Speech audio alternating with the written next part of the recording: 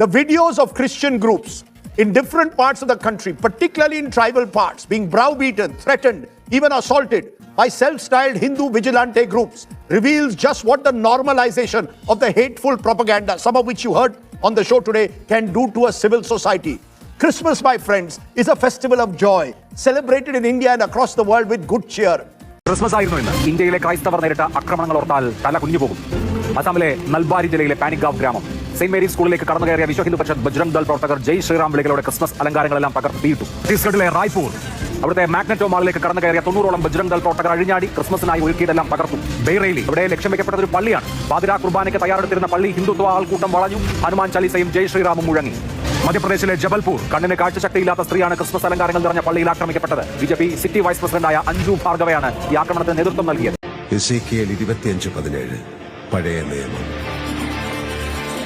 കൊള്ളരുതാത്തവർ തങ്ങളുടെ സ്വാർത്ഥത കൊണ്ടും ക്രൂരതകൾ കൊണ്ടും നീതിമാന്മാരുടെ പാതയെ എല്ലാ വശങ്ങളിൽ നിന്നും ആക്രമിക്കുന്നു. സഹോദരങ്ങളെ വിഷം കുത്തി നശിപ്പിക്കാൻ തുനിയുന്നവർ ആരായാലും അവരുടെ മേൽ അശനിപാതം പോലെ ഞാൻ പ്രഹരമേൽപ്പിക്കും.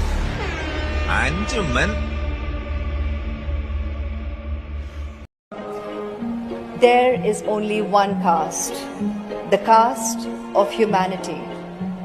There is only one religion, the religion of love. There is only one language, the language of the heart. And there is only one God, and He is omnipresent.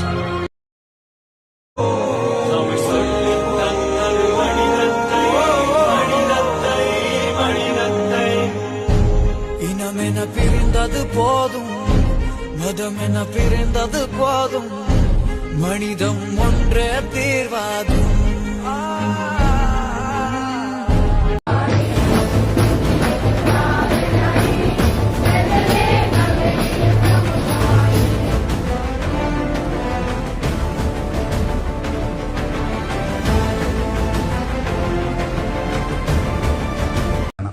ഇന്നേ ദിവസം മറ്റു മതസ്ഥർക്കും മറ്റു വിഭാഗീയത നിർമ്മിക്കുന്നവർക്കുമൊക്കെ ഒരു വലിയ മാതൃകയാണ്. വെറും മാതൃകയല്ല, ഉദാത്തമായ മാതൃകയാണ് നമ്മുടെ ഈ ഒരു കൂടിവരവും അത് നൽകിയ സ്വീകരണവും.